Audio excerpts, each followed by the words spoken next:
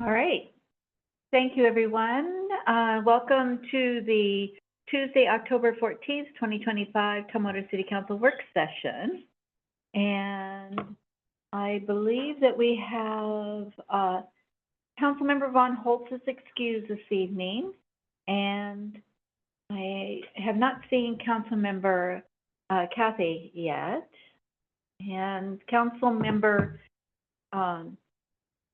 Swarthout may be a few minutes late. She warned us that she might be a little late. So with that, we will go ahead and start. So we will start with resolution number R 2025-015, food system plan. And then are you? Oh, Dana, you're going to start. Huh? Yeah, absolutely. Perfect.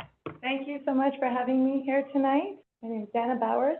I'm an associate planner at City of Tumwater, and I appreciate giving time for me to present the food system plan work the staff has been working on for the last 18 months. And this work has been done at council's request, and let's move forward. I believe I can progress slides this way. There we go. So the scope of the plan was really designed by council because of concerns in the community that they saw.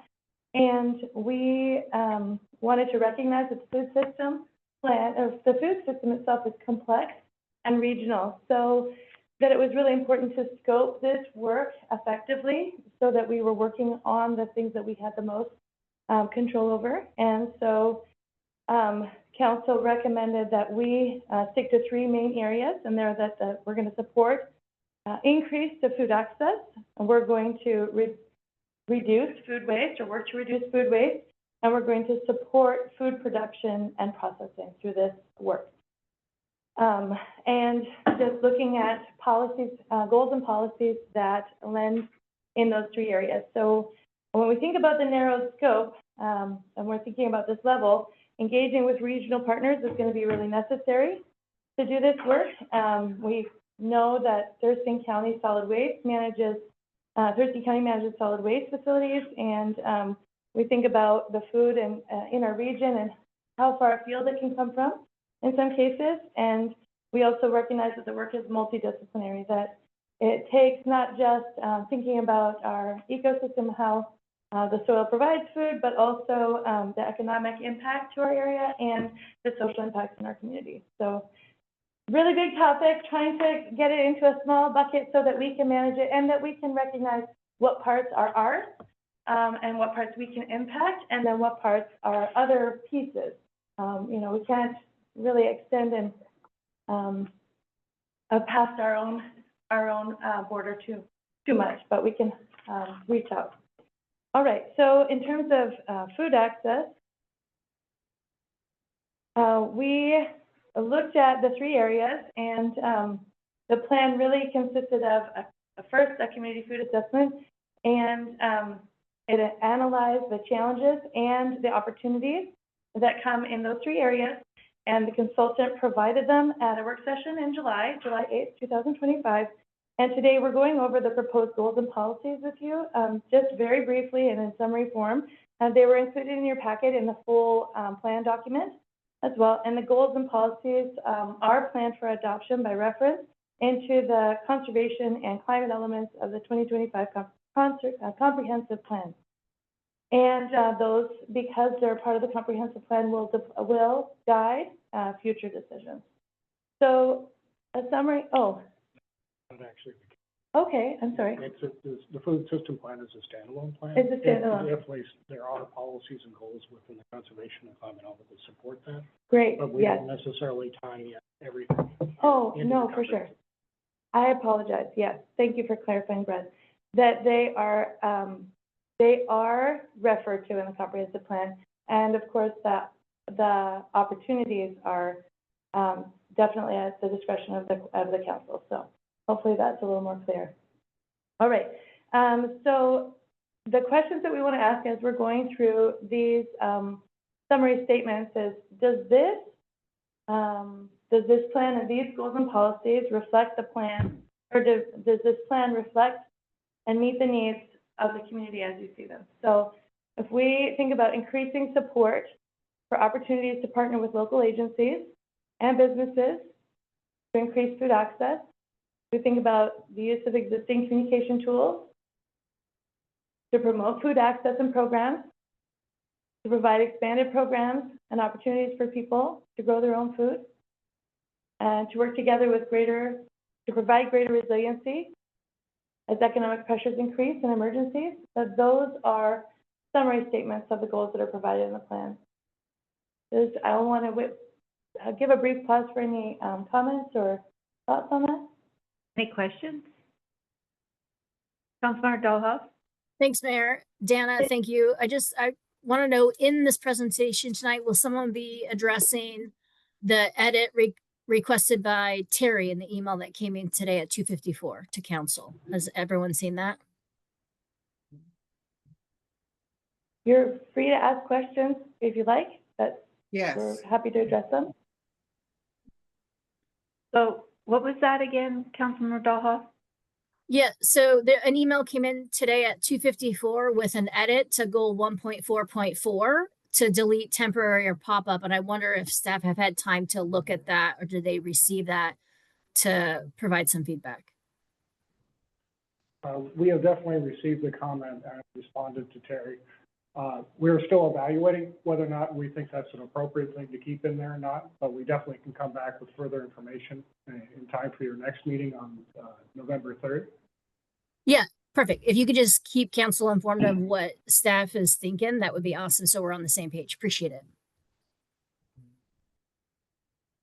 Great. Any other questions? All right, go ahead. All right.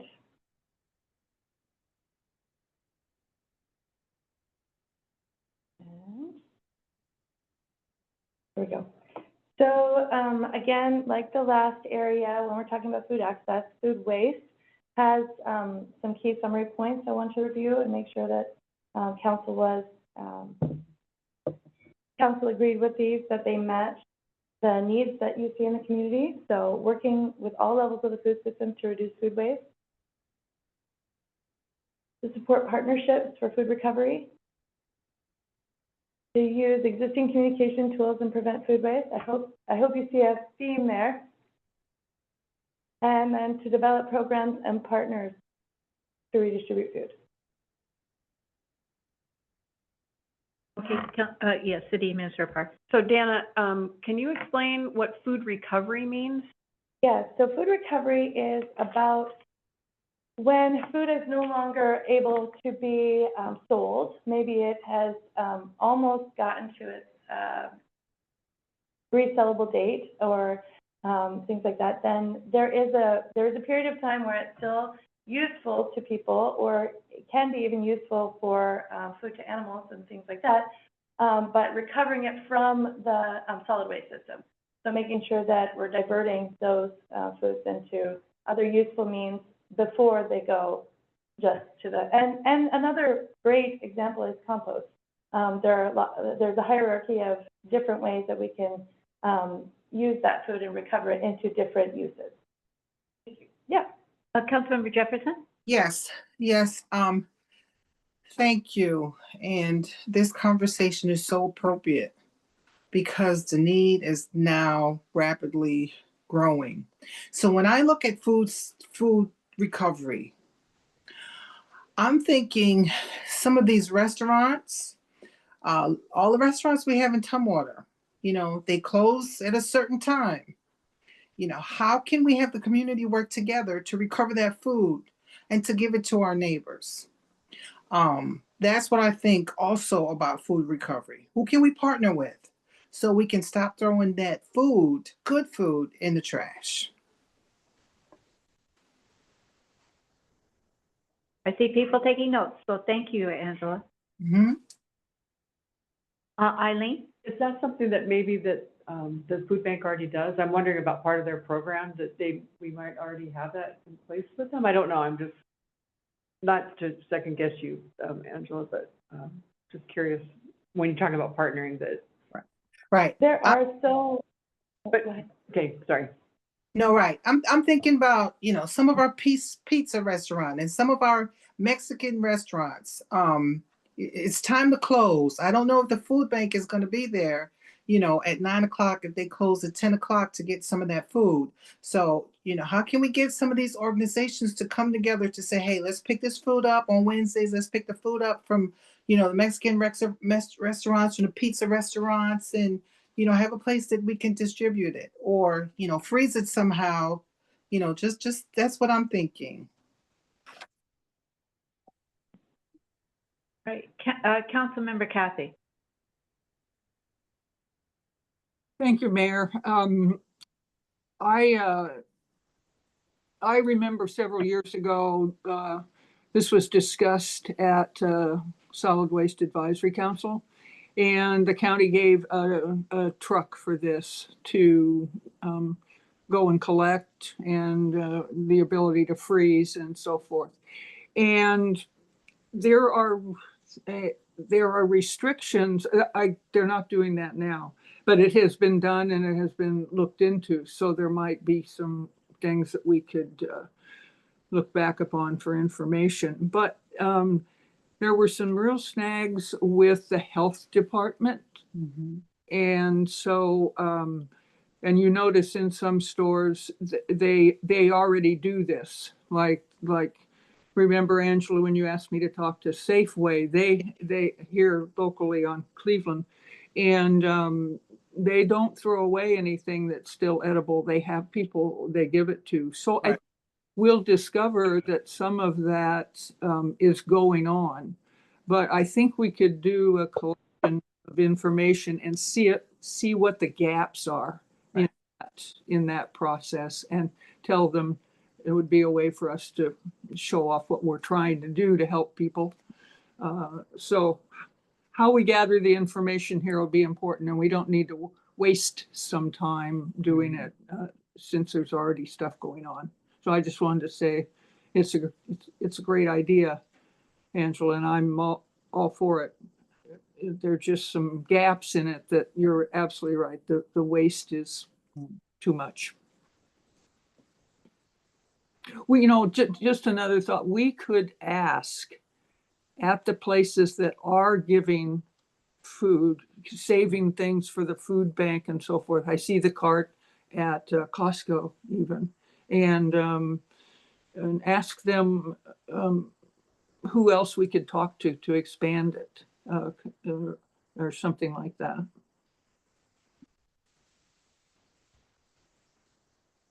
All right, great comments. Councilmember Agabi. Thank you, Mayor.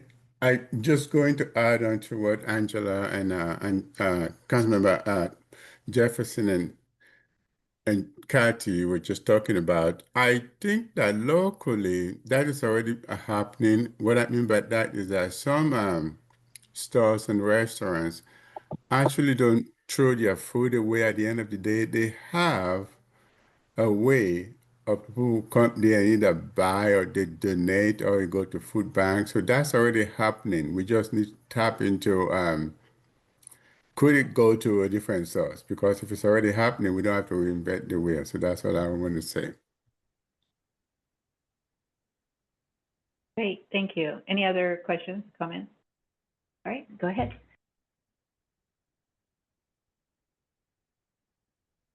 So again, the third area is food processing and production. So again, the question posed to you is, do these activities and the ones outlined in the food plans meet the needs that you see in the community? So do they support and explore initiatives for urban scale farming? Do they develop partnerships to use existing, or they should develop partnerships to explore existing resources that support food production and processing? They should explore ways to promote local food purchases, and they should promote and support local culinary arts and build a diverse economy. Councilmember Jefferson? Yes, explore ways to promote local food purchases. Is that in our purview? Give me an example of that.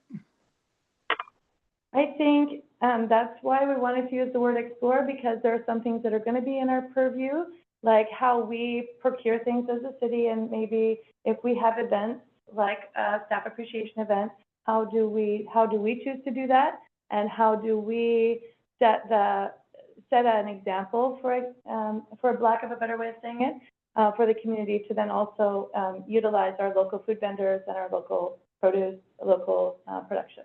Okay, that makes sense. Thank you. And I might just also mention that, you know, at City Hall and many areas in the community, we have the Farm Fresh program where you can order produce boxes, and that's pretty amazing. And that's all local farmers, and it's always really a treat to get those every week. So, And we support that by being a workplace pickup Yeah. site. and we are a workplace pickup. Councilmember Dalhoff?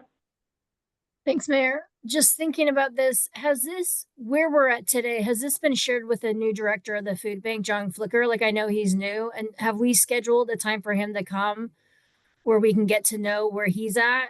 So that's one question, is has this been shared with the new director? And then I'm also thinking, have we adjusted anything since the school district closed the Fresh program, the Fresh Garden? Like, have we modified anything in our plans regarding those garden spaces that we were contributing to? So John Flicker commented on the plan. He reached out to us directly. The food bank was part of the stakeholders that were consulted throughout the whole process, and were integral in when we did the analysis and gathered the information, and reached out for, you know, to create this plan. So yes and yes. And then also, you asked about can you say your second question again? Excuse me. The Fresh Councilmember. Garden that we were partnering with the school district, right? And the school district shut that Right. down. Has that been assessed or reassessed at any capacity since those updates? Not specifically. It has been, I mean, not to my knowledge, I should say, but potentially there's other information. Yeah, so I believe that Chuck has been meeting with the executive director of Grub to see if there's an opportunity for Grub to take over some of the production facilities. I think there also were some other opportunities with another nonprofit, and I apologize, I don't have the specific details, but I can ask Chuck to give us an update on anything that he has discovered. I know that he's been actively working on that topic since the school district first announced that they were considering discontinuing that program for a wide variety of reasons. The program is awesome, and there is a huge benefit to us to have somebody in that building, using the building, you know, actively in and out of there to prevent it from becoming a potentially attractive nuisance. So I will ask Chuck to give us an update, and I will try to include that in a Friday update here to the council before too long. Awesome. Thanks, Lisa. Thanks, Dana. No worries.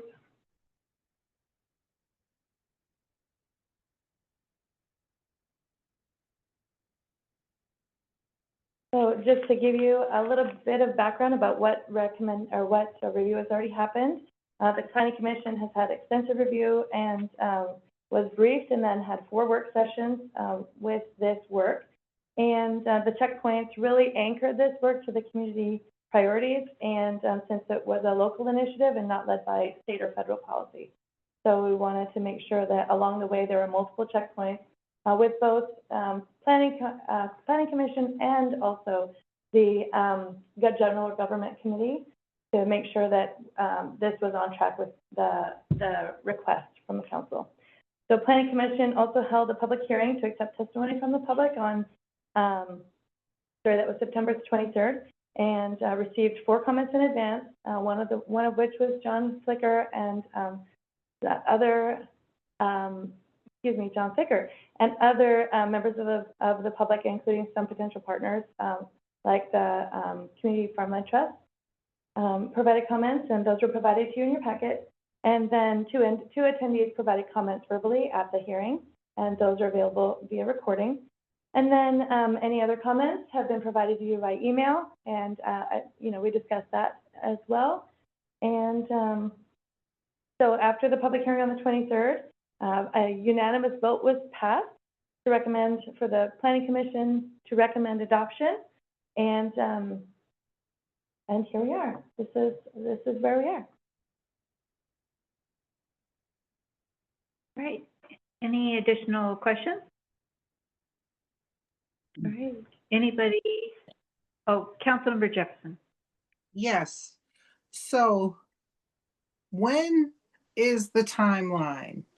Of course, for me, it's like yesterday, but when I went on vacation last year, I seen a shared food pantry by the library on the East Coast, and I thought we can do this in Tumwater. When can we do something like that to just see this thing come to fruition? So great timing. We definitely want to talk about next steps and moving forward. So the very next thing is to have a work session with a regular meeting, consideration at a regular meeting, and that is scheduled for November 3rd if you would like to move forward. And this would provide another opportunity for the community to talk to you and provide comments at the public comment period during that meeting.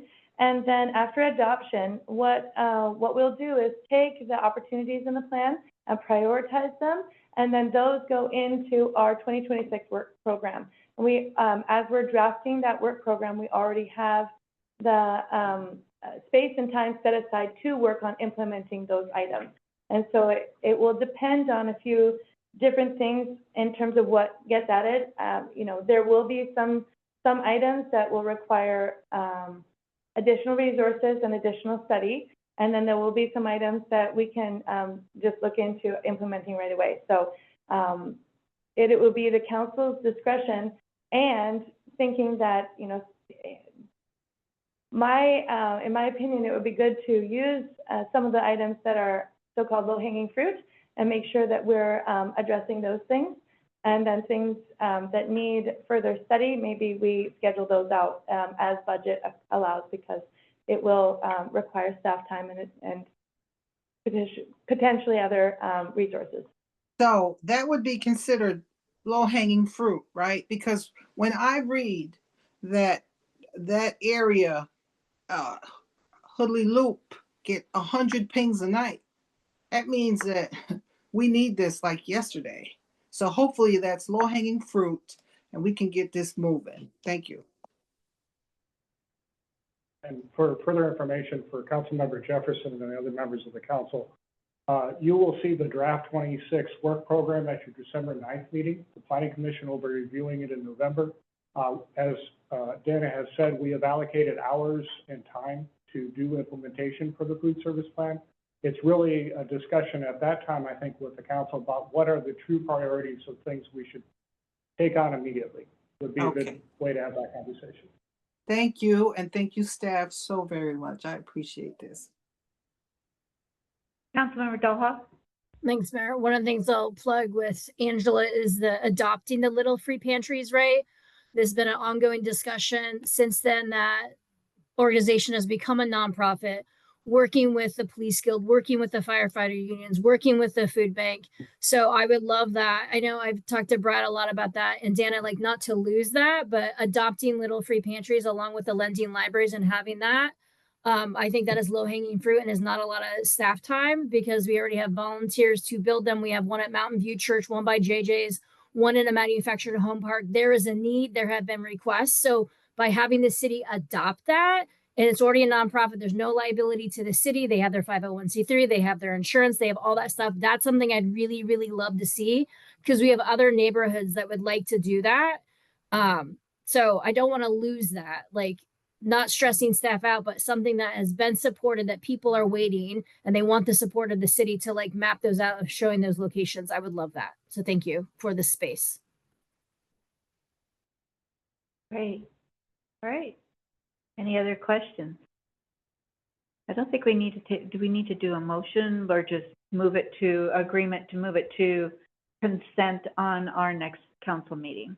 Consent or consideration? Considerations. Okay, sounds good. Councilmember Agabi? So the proposed language, if we adopt this, the proposed language, the way I read it, or maybe I'm reading it sideways, wants to replace pop-up with something that I think are more of a permanent structure. Is that what I read? So if we adopt this now, and there is a change in language, then what happens? So, well, the proposal is we received some comment today that staff is going to evaluate. We'll come back with a discussion of that for the council at your consideration. I anticipate that we'll probably have some language that may amend the plan that we'll present. We can have a discussion at that time. If the council feels that the amendment is suitable, or if they have other suggestions to make, we could go ahead and include that in the plan that's adopted and go forward from there.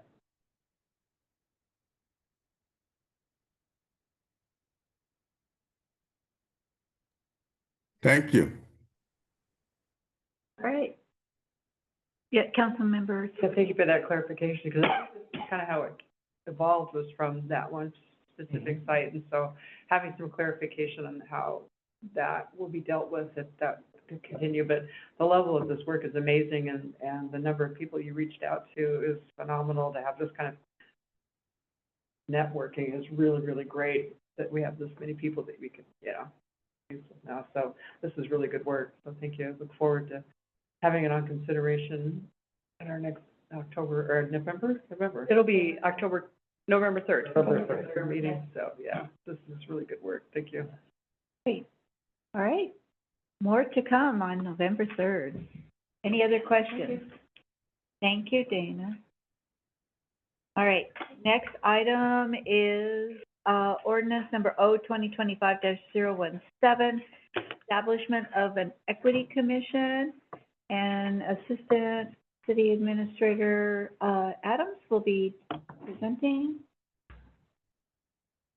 Wonderful. Thank you, Mayor. And thank you, Administrator Parks, for giving me this opportunity to be the latest relay runner in this to try to establish a new equity commission. So I recognize that this council and this staff has been talking about this effort for quite some years. And so the first task that I always like to take up before I start something in earnest is to thank the people that have been helpful. And at the top, Jason has been an incredible communications outreach person, taking interviews with the mayor and with Administrator Park. Alyssa Jones-Woods and Bonnie Hale have been wonderful editors, giving me very good critical feedback on the ordinance draft. And we have a variety of community members and neighbors that have really helped us to get to where we are today. And so I want to root this discussion in the actual definition of advisory boards and commissions that's provided by the Municipal Research Service Center. And that's that advisory boards and commissions help city councils by studying issues, plans, and policies, and recognizing that's beyond public comments that we get in meetings. These are special opportunities for folks that we appoint from the community to really look at our work and to make our planning process more inclusive. That's not a new phrase. That's in the definitions of boards and commissions. And of course, facilitating communications between our beloved elected officials and the community. And so I wanted to just show some photos for the benefit of anyone from the public who is watching.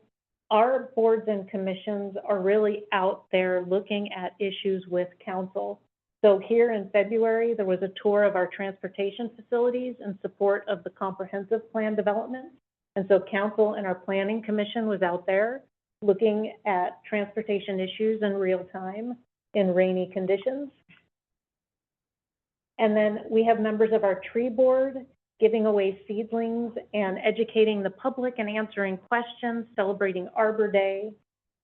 I particularly love these photos where our board members are really literally in the weeds with us and planting trees and helping us to get to know our community better, especially for folks like me who are newer to the city. So when we started drafting this ordinance, the first task to do was to learn what we already have. And so looking at what's in Tumwater Municipal Code, what is required and allowed by Washington State RCW, and then looking at when these different groups were established. Because we can certainly write up a new board and commission, but we need to make sure that it is going to work for the code that Tumwater already has. Two interesting things I wanted to show on this slide were the Thurston Council on Cultural Diversity and Human Rights. This is a group that no longer meets, but what I wanted to do was timestamp this. Back in 2001, council thought that this work was important enough to put it in the municipal code. So again, this is not new. This is not new work to Tumwater. And then Barnes Lake Management District Steering Committee, that was a group established in response to a petition in 2004.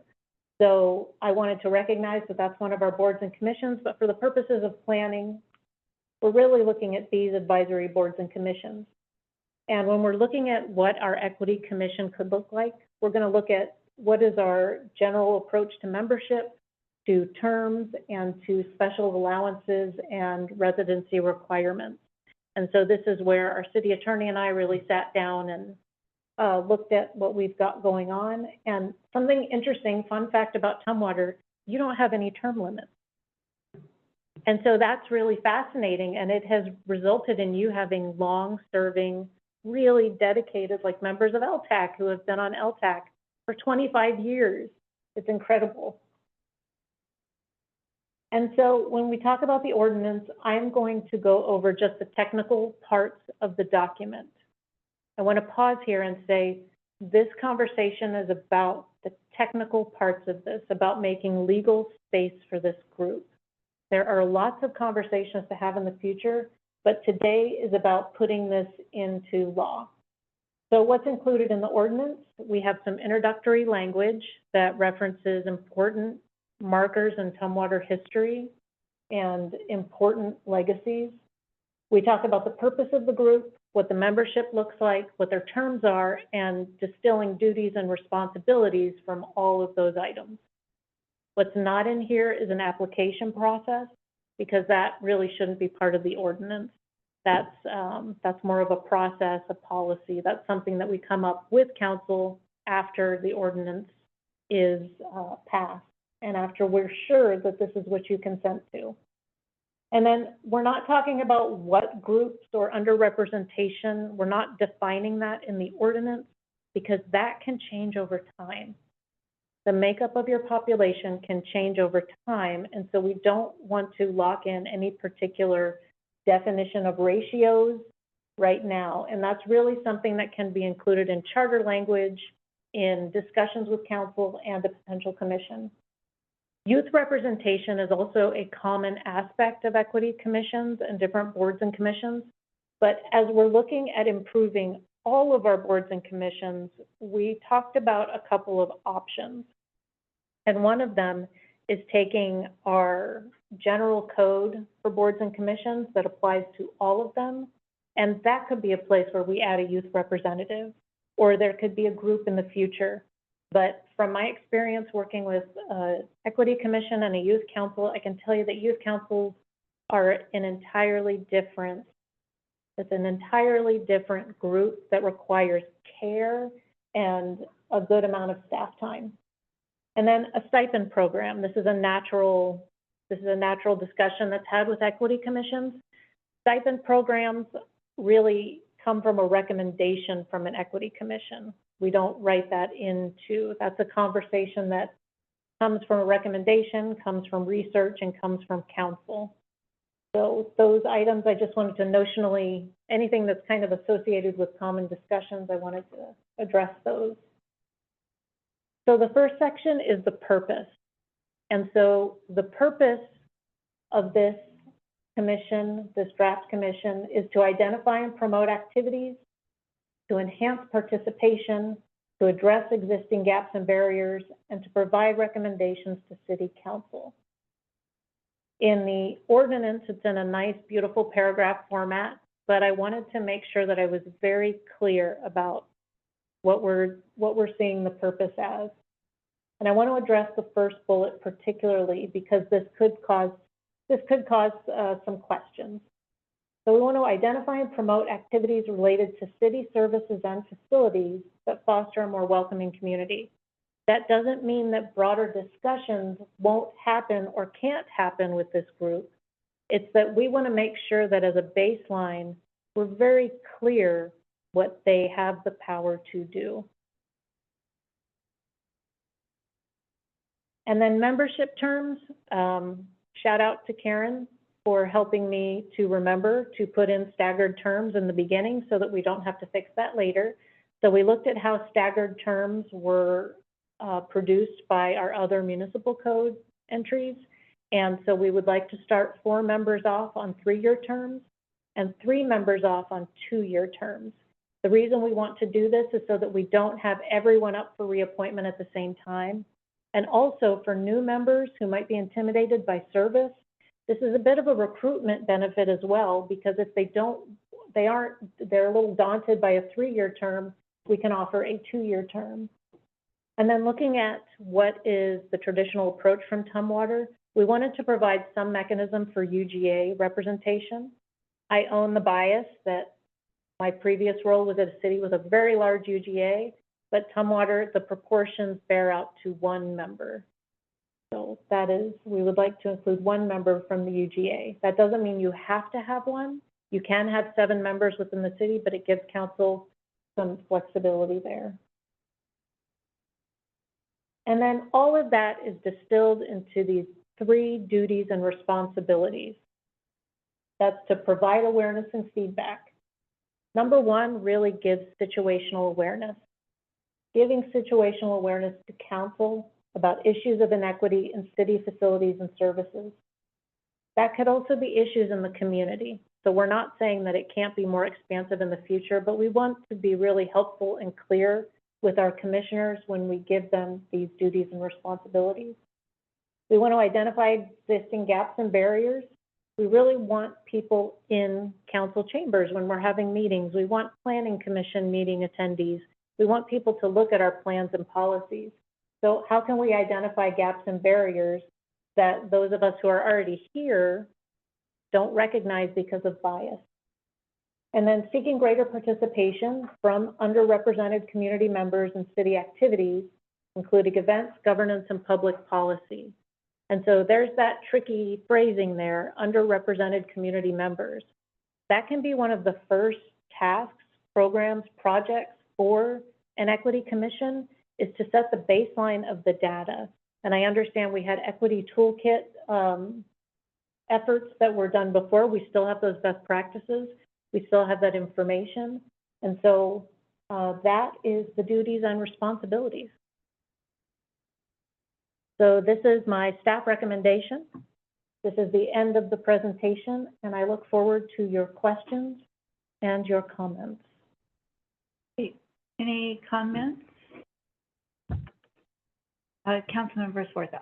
Basically, this like lays the groundwork, and then like with the legislature, you do the rulemaking process later. So, and then it'll be up to that commission to do the rulemaking piece of it. They'll do that work. So, okay. Yeah, this just creates it. Right, yeah. Like all the nitty, but someone would be in charge, be responsible for running that group, and then they'll Yes. go through all. So presumably, if we went with the draft, I would be staffing that group. Any questions? Councilmember Jefferson? You're on mute. Yes, Kelly. Thank you so much for this. As I read these words, I think about how the words diversity, equity, and inclusion has just become just divisive words. And I just want the community and people to know that when I think about this, I look at it from a military perspective, right? Like when we had our Purple Heart City resolution, do my military people, my military retirees, do we feel welcomed here? Is in comparison to Lakewood, as in comparison to Lacey. That's what I think about equity. How are my, special needs individuals, my handicapped students feeling in school? Do they feel welcomed here? So it's not always a race thing. We need to look at it big picture, inclusive. So I thank you for the words, whereas the historical memory of Tumwater begins with Coast Salish peoples. Remember that last year, when our native tribes came in for the proclamation, they were like, thank you for inviting us into your space. This means so much to us. That's what we're talking about here. So thank you for choosing these words with care and with compassion. When you talk about the hospitality of Black pioneer George Bush, who together with his wife Isabella. So it's not just DEI, a race thing and an inequities thing. That's all I wanted to say. Thank you. Thank you. Anything else? I saw a brief hand. Was that you, Councilmember Doha? Oh, Councilmember Kathy? Yeah, Councilmember Kathy, your hand keeps going up and down. I just had, yeah, sorry, I was trying to unmute and get my hand up at the same time. I mean, two tasks. Yeah, whoo, whoo, whoo. My question is, do other cities or Thurston County itself, do they have things like this? Are we late in the game here, or are we heading? We're late, right, Leanna? You're saying, shaking your head, yes? Yeah, it's been on the works for quite a while. Lacey's done it, other places have done it. So this is something that's been on our agenda and our plate to do for some time, is getting it moving forward and getting it. One of the things is not having it a carbon copy of another city, but make it fit for Tumwater. What is it for Tumwater? And not just doing a carbon copy of other communities and things. So this will be very much Tumwater oriented. So I really like it because it's not only I mean, it's a document of our history too, and of some of the like Councilmember Jefferson saying, some of our attitudes toward one another, which right now in this world is a big deal. And so I like the way that it has been written, and what we've chosen to highlight, past, present, and future ways of being in the world. I think it's I'm proud of it, and I want to thank the staff and Kelly especially, and it's very good. Do we expect any pushback from the national level? I mean, has it gotten down to that point of DEI things feeling challenged? well, that's kind of a subjective thing. I'm not sure. I hope not. Okay. I don't have, we don't have any specific indication right now that there is particular scrutiny of the city of Tumwater. I think that we've been talking about this publicly, beginning last year. So it's not a new thing. It's not like we can demonstrate that we're not reacting or pushing back on anything that's maybe happening at the national level. It's something that we've been thoughtful about. And I think, Kelly's research into the code that identified a previous chapter that existed with a Thurston County entity, that bears fruit, right? That is documentation. So I I hope not, Councilmember Kathy.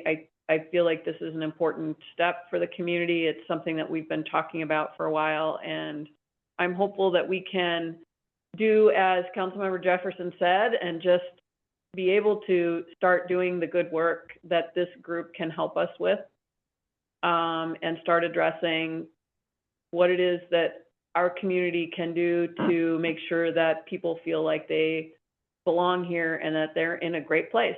Mhm, mhm.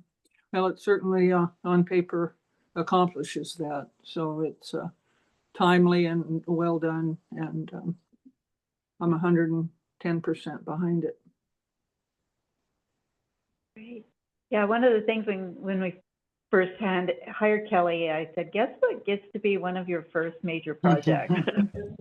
This was it, because it takes a lot of bandwidth to do commissions and boards and to really get into make sure it's done and set up correctly. So I really appreciate her work. And yeah, that was one of the very first things that got put on her plate was this. And so I really appreciate the work that she's done with this. And she still took So the, yeah, she still took it. This is the best work. This was such a wonderful research project into Tumwater history, Yeah. into governance. It was a pleasure, and the mayor knows how I agonized over the intro page to get it just right Yeah. to reflect that. And that's the thing. This is the best ordinance in the region. I'm going to brag because it's uniquely Tumwater. You've always been doing this work. And this, especially as a community that has been uplifted by immigrants and uplifted by the diversity of its people. And so it was a pleasure. So thank you. thank you. So this will be on consideration at our next meeting. Is that correct? Yes, on next week. Yeah, next week. So is everybody in agreement with that? Yep. Perfect. All right, I'm excited about that.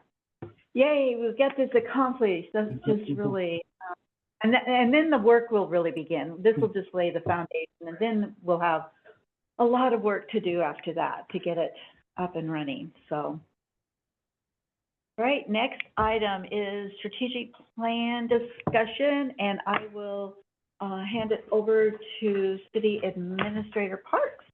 Thank you, Mayor.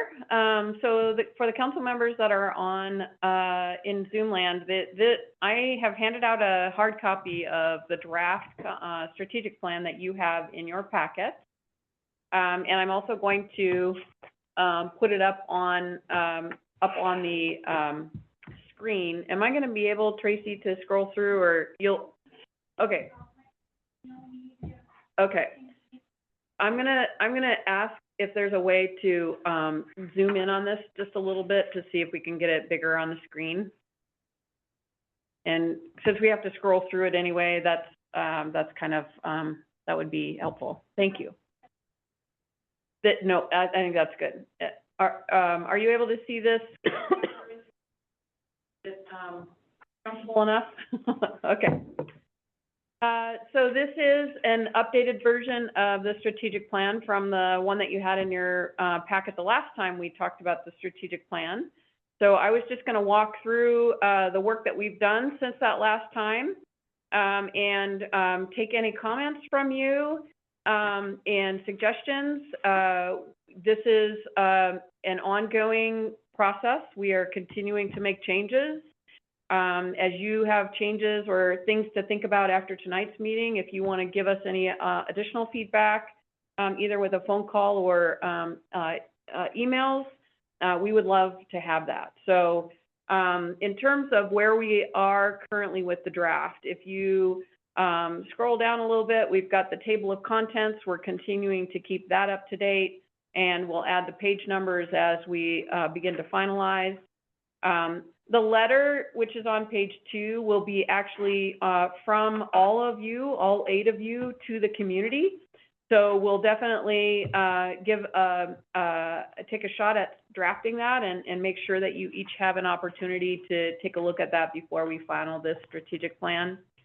And then the next page is just a list of acknowledgements in terms of the council and the legislative body, as well as management team, and then giving some kudos to our consultant, Amy Leneker, who helped us through the process. So beginning on page 4, we actually began to fill in a lot of information here. We intend to make this document very graphic and graphical, not graphic. Visually graphical. I think we're going to make it look nice. How's that? Yeah, it's pretty. Yeah. So we're going to try and use as many figures and graphs and pictures and colors to make it look really nice for the community. So we just basically did added some introductory language. We brought the concept of our 6 focus areas and defined them to a certain degree, talking a little bit about how the plan is organized. We've put some definition to some of the terminology that we use. Anytime there are these documents, then they talk about vision and mission and values and goals. Those things can mean different things depending on how each jurisdiction or organization uses them. So we've made a point of trying to provide a glossary of terms so people understand what exactly we mean when we say the different words that we're using in this document on a regular basis. And then on page 5, we begin to talk about the mission, vision, and values. And so what you see in front of you right now, we've had a lot of conversation with the council about this over the last several months. And I would say this is where we specifically need some input from you. The way this is organized for each of these things, the vision, the mission, and the values, it presents the existing language that we have currently. And then there is some proposed language that we have provided for your consideration. Some of this is based on input that we've already, and discussion that we've already had. I would say specifically the vision and the mission statement. The last time we went over these in detail in late June. The last time we reviewed these, since then, we hadn't had suggested value statements that were rewritten. So this shows you some proposed rewrites of the value statements. And so at some point in time, either tonight, right now, or as you've had an opportunity to perhaps look through this over the next week or so, if you could give us a little bit of feedback on whether or not you want to keep the existing language. I think there was pretty clear consensus from my understanding and recollection from June 28th that the values were still very important and pertinent, but that the language maybe needed to be refreshed or updated, I guess, to reflect just some more current beliefs and feelings about the language. So true confession, and I'm sure Karen is listening, and I'm confessing to using the Microsoft Copilot AI to help with the rework. So we talked about this at the last meeting, and it is no pride of ownership is what I will say in terms of the rewrites. So if you like the rewrites, great. If there is something that you would like us to fix about the rewrites, we can do that as well. And we still have time, basically, to finalize these statements and refresh them in a way that means the most to you as a council. So then the next section on page 8 is where we started talking about the implementation framework. And this is some of the work that we did on September 20th when we had our last Saturday session.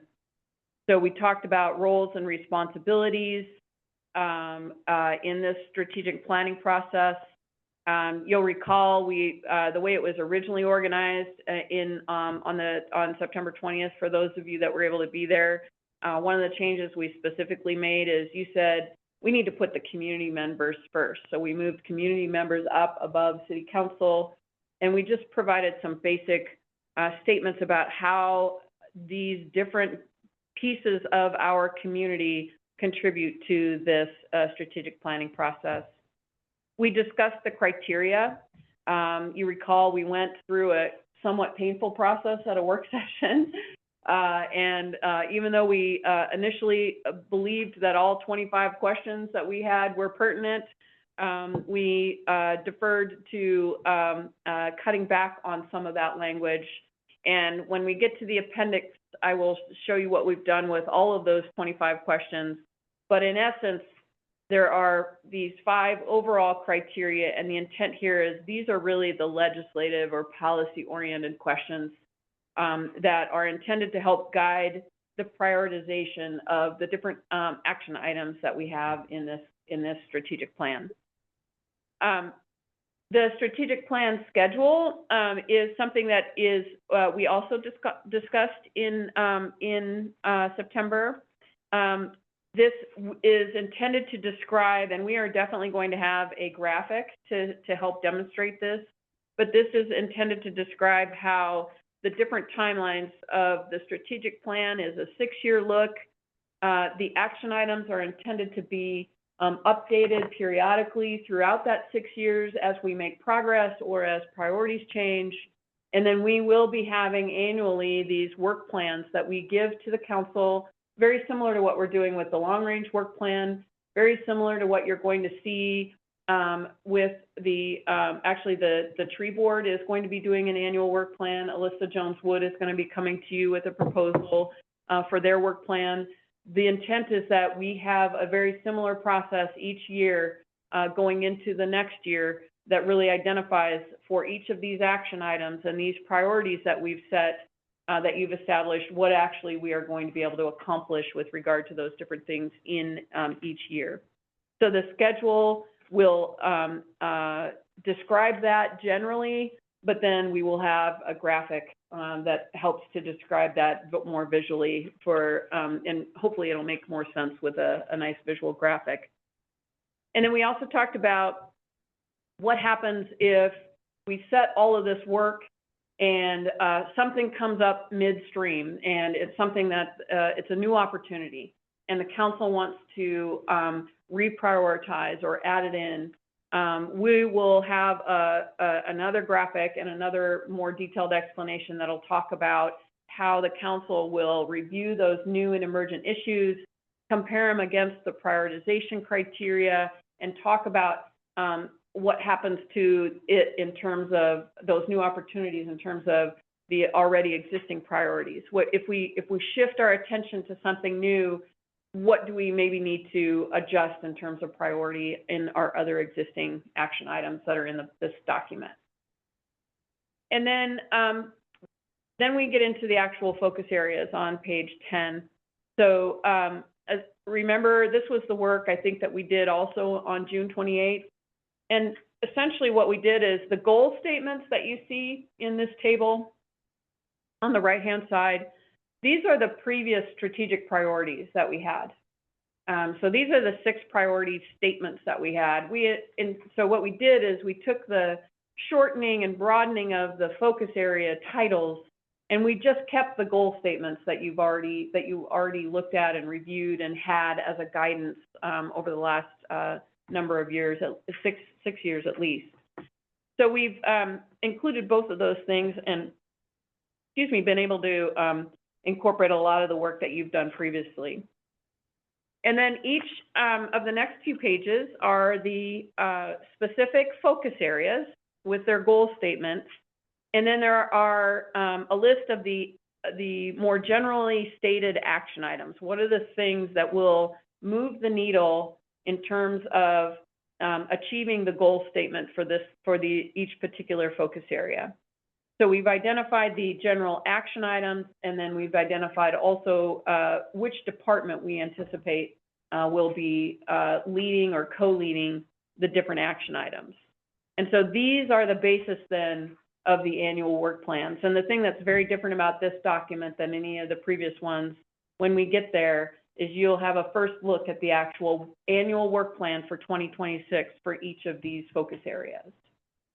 And again, the action items came in most cases from the previous goals. We called them goals in our previous effort. We had strategic priorities, the 6 strategic priorities, and we had goals underneath each of those.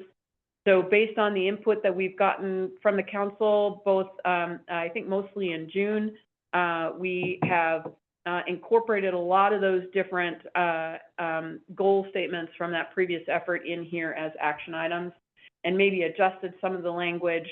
Some of the goals in that previous document were more specific, and they actually have become more like action items actual tasks within an annual work plan that hopefully you'll recognize when we get there. So in the environmental stewardship, you could see the different action items that we've identified for that focus area. It should look very familiar to you. It is, I think everything that we've included here on these action items are inclusive of things that we've already done or already working on from our previous effort. And I see Councilmember Dahlhoff has a question. Yeah, thanks, Administrator Parks. I dig this. And one thing I would like to see, I'm just thinking of the comments we get as council members when we have these action items, right, in the departments, the budgetary implication.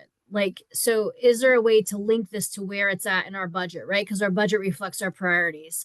What would that look like? Like having it all pulled together, like we're saying this, and this is the range, or this is the dollar amount that could be allocated, because we know as things ebb and flow and we have to make different decisions sometimes, and that changes. How do we link this to the budget? I guess that's my question.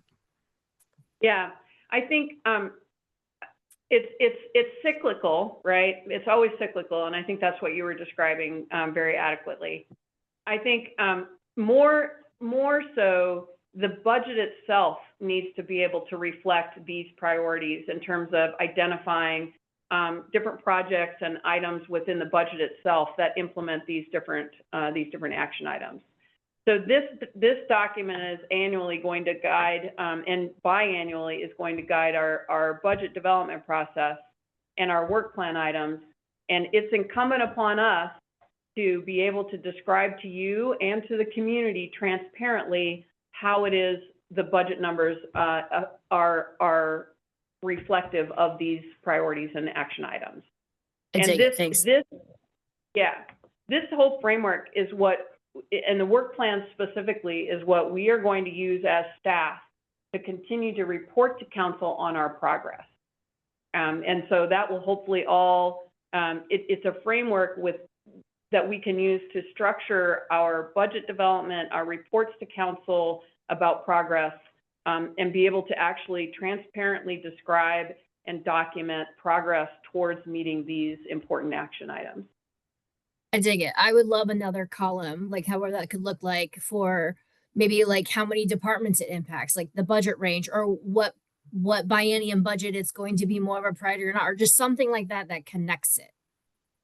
I think it's off to a great start. And I really believe this will be very significant and helpful when you start working on the next year's biennium budget. It will really lay a lot of groundwork. Yeah, that's I dig it. That's a long, difficult process to do that. So.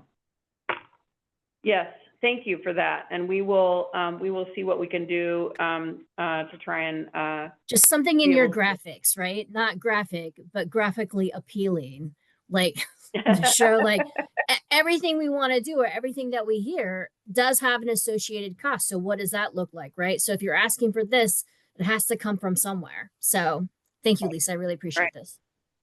Yeah, absolutely. So I'm going through these pretty quickly. If you want to stop me on any of these and ask a question, or please do so. But I'm going to keep going on to the next focus area. And this is community mobility. So the one change here, if you recall, we used to have the citywide trail system identified in the livable communities focus area, but we moved it here to community mobility. So these are all, again, if there's something unfamiliar in here, please let me know. I think for the most part, the action items, at least in these first few focus areas, are almost exclusively from our existing priorities and goals document, because just by virtue of the nature of those things, they are long-term activities. So focusing on providing a safe and efficient transportation system, continuing to improve maintenance, implementing the Capitol Boulevard plan. So you can see these are very broad statements. The work plans will be more specific here in short order when we get there.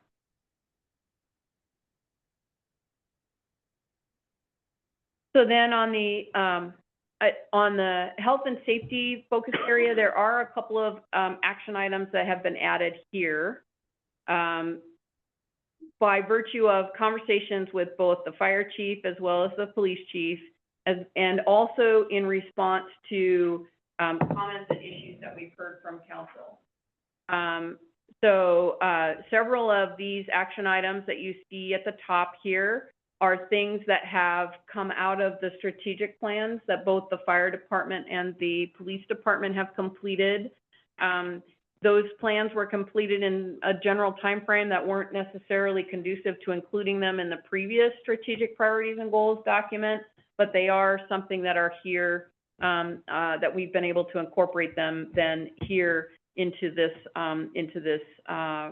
focus area for now. I know one of the, when you looked at the goal statements, the priorities and goals in the previous document, it said simply implement the fire district plan, or implement the law enforcement, the police department strategic growth plan. So what we asked the fire chief and the police chief to do is give us something a little bit more specific than just that broad statement.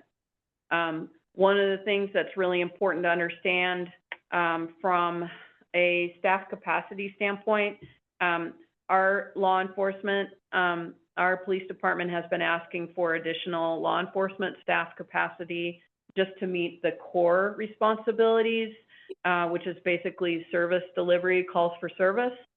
Our law enforcement, our police department has not added any patrol officers for decades to address even just the growth in the community.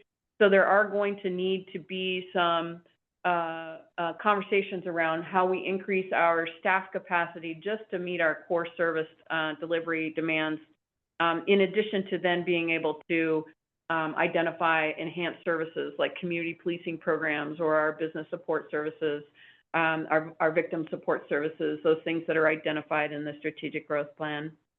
And then the other item that is added here, and we've had this conversation, and I just met with another business owner who's been negatively impacted by one of our legacy code violation properties today, just this afternoon. This concept of transitioning to a more proactive code enforcement process. We're going to have to come to you before even probably the end of the year to talk about a specific property. It's become untenable for the community at large. But honestly, we've talked about this. In order to be able to move the needle on that particular property, there's going to have to be a budget amendment. So at the management staff level, we're going to do some work planning and cost estimating for you about how to move the needle on at least this one specific property. But the whole idea here is we've talked about our current philosophy and approach to code enforcement has been complaint-based and geared towards voluntary compliance. And that works for about 90%, 90 to 95% of the violations that we experience. And the ones that we don't get compliance with are the ones that are the most visible and the most egregious in terms of, and the most impactful to our various surrounding property owners for those. So we need to talk to you about that. And we need to, we added that as your staff as a priority that needs to be discussed in this strategic plan. I had a clarification on 1 and 4. Okay. It seemed like they were redundant when I read them, but I'm sure there was more to it than that, what I'm reading. So I just wanted a little bit more clarification on those action items. So I think the initiatives to address growing emergency service demands, I think, is specific to just the basic population growth and how do we continue to manage and serve that particular growth that's just happening over time. The other one is specific to partnerships. And I think, you know, partnerships to improve the efficiency with which we are meeting those demands. RFA again, or? The RFA is specifically, you'll see in the work plan, the RFA comes up Would as, that be that kind of a thing, if we're talking about partnerships? yep. Okay, got it. The FD Cares program is a partnership with the City of Olympia Fire Department and That's the, completely different, okay, that's why it's not, okay. yeah. So one's about partnerships and the other one's, other initiatives, just more generalized. Seemed like it was redundant, but Yeah. I knew there was a reason for it. Okay, Yeah. thank you. Okay. So when we get to the work plan, you'll see some more information there on this one. The growth and development, these I believe are all pretty standard. Should look very familiar. That's what I intended to say. They should look very familiar.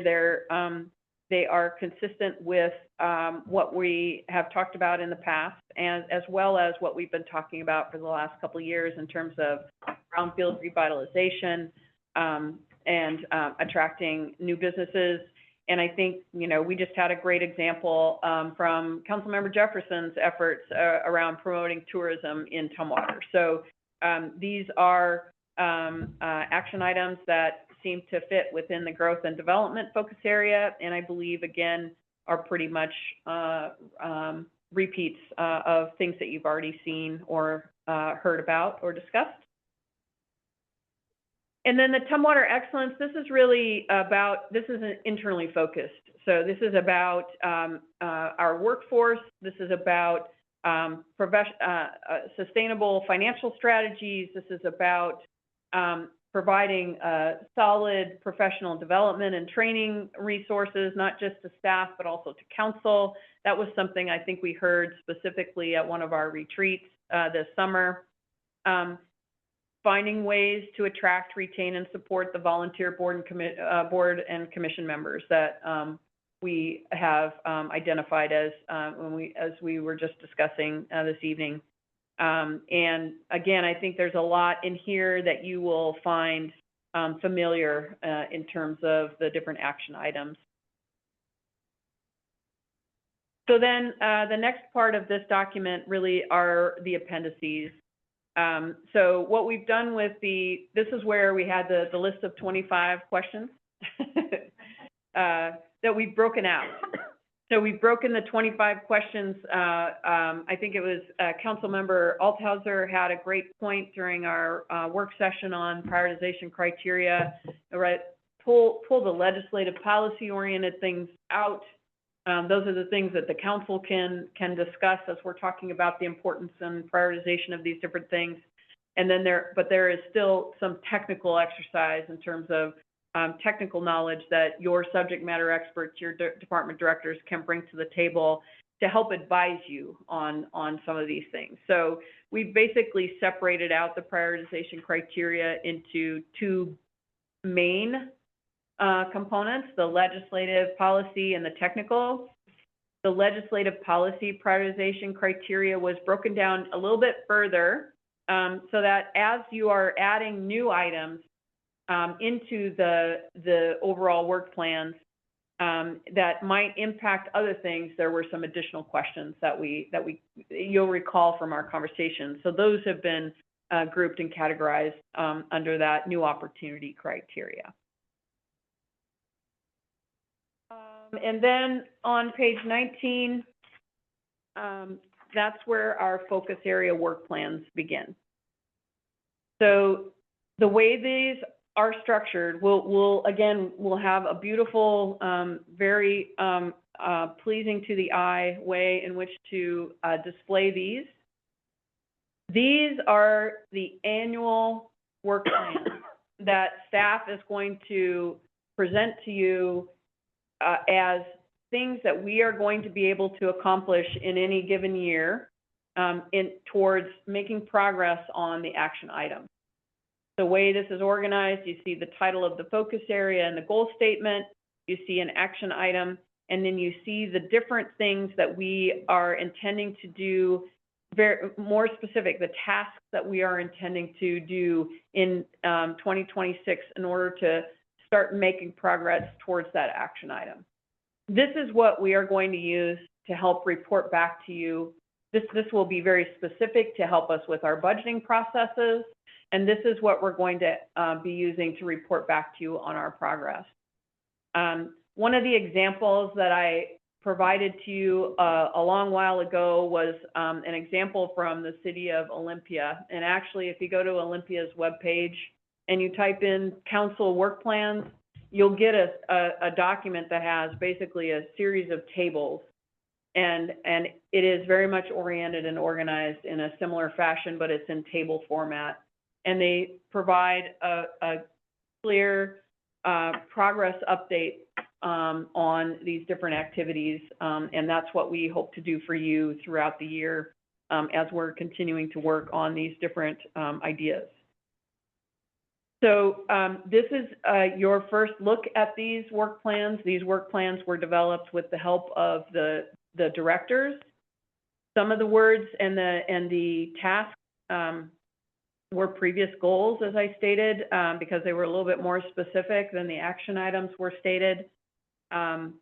So for example, where we talk about the action item to continue implementation of the Tumwater Metropolitan Parks District initiatives, specifically, we're going to complete the community center design and permitting. Parks and Recreation is going to take that one. We're going to expand the Tumwater Arts Program to define and form an arts commission. That's something that's been on the books that we've been unable to accomplish to date, but this prioritizes that task. We're going to expand the community garden program at Isabella Bush Park.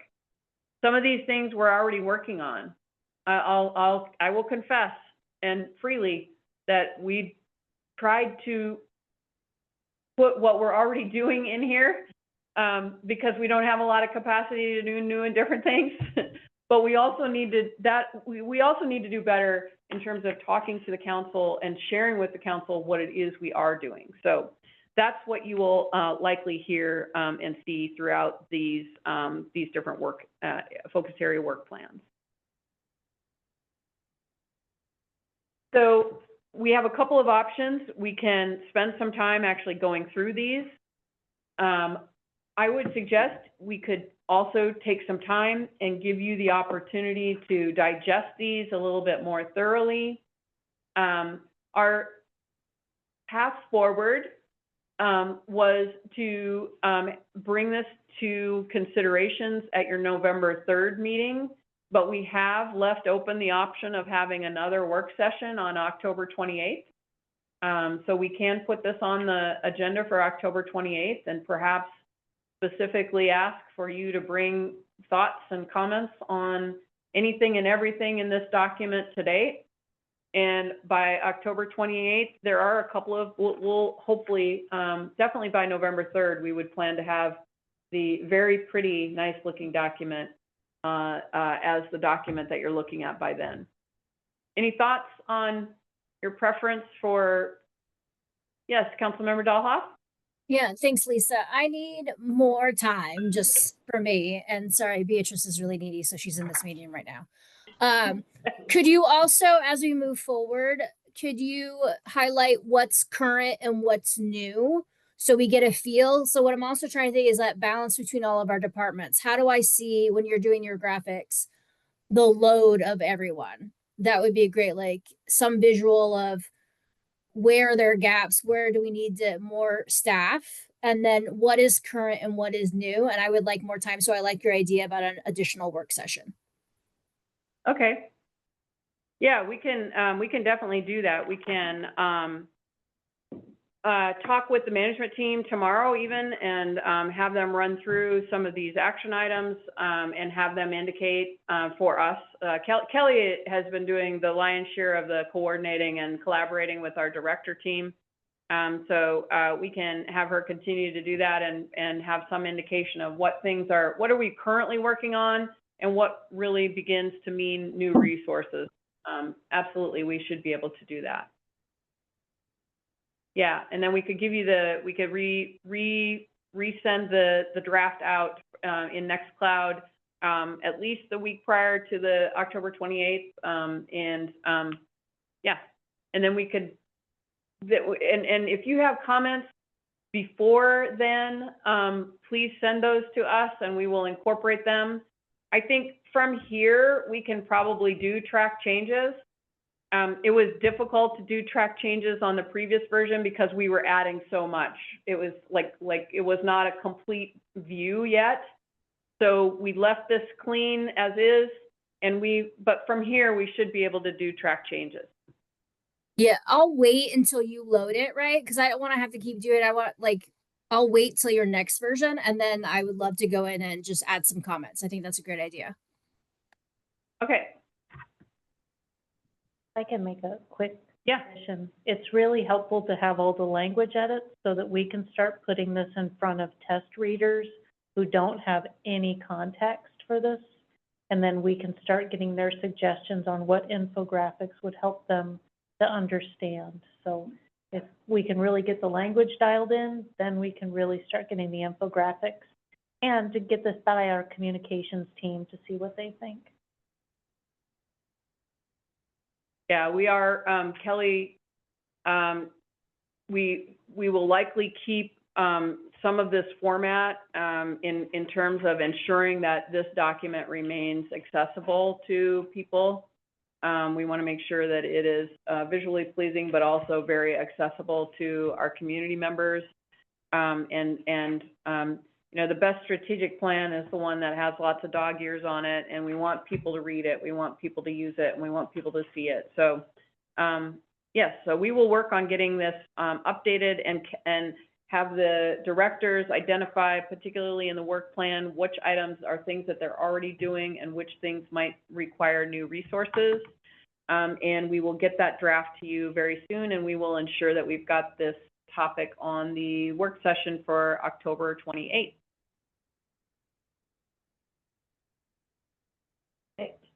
Anything else? This has been a really productive meeting this evening. Really appreciate it. The city administrator, do you have anything? I have a couple of quick reports, but it's getting late, so I don't want to keep you very long. We're continuing to promote the new emergency response team, our mobile outreach team, and also the George Bush features on our website and in our newsletter. So Tumwater and Tap is getting produced right now. I hear Todd Anderson actually won the Senior Center Chili Cook-Off, so I'm not sure if that was, you know, Sorry, Angela. weighted or or biased. Did you enter this year, Angela? No? He won again. Big one. I did Okay. not, but he won again. He always wins. Yeah, that chili is really, really, really good. All right, well, there you go. There's a challenge. And then I just there's two last things. The fire department, the communications team, and HR are doing a great job collaborating on our recruitment events for firefighters and EMS. We had 60 applicants on October 8th from Washington and Oregon, which is by far the largest turnout for one of our recruitment events yet. So shout out to those folks.